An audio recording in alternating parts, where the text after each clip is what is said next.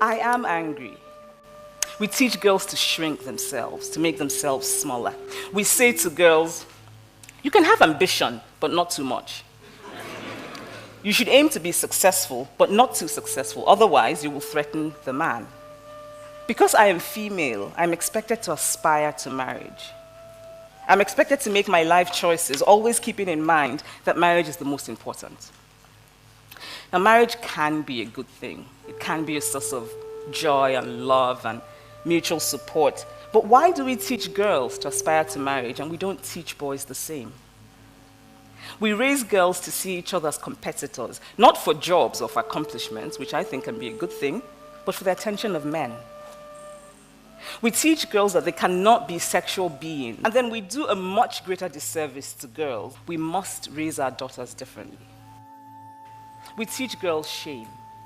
Close your legs, cover yourself. We make them feel as though by being born female, they're already guilty of something. And so, girls grow up to be women who cannot say they have desire. They grow up to be women who silence themselves.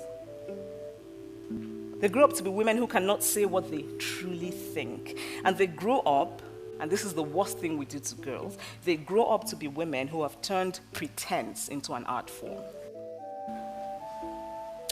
Gender matters. Men and women experience the world differently. Gender colors the way we experience the world. But we can change that. Some people will say, oh, but women have the real power, bottom power.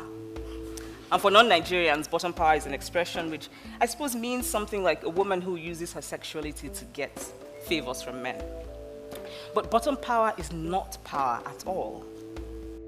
Some people will say that a woman being subordinate to a man is our culture. But culture is constantly changing. So what is the point of culture? I mean, there's the decorative, the dancing, but also culture really is about preservation and continuity of a people. Culture does not make people. People make culture. So if it is in fact true that the full humanity of women is not our culture, then we must make it our culture. The problem with gender is that it prescribes how we should be, rather than recognizing how we are. Now imagine how much happier we would be, how much freer to be our true individual selves if we didn't have the weight of gender expectations. Gender as it functions today is a grave injustice. We should all be angry. Anger has a long history of bringing about positive change. But in addition to being angry, I'm also hopeful. Because I believe deeply in the ability of human beings to make and remake themselves for the better.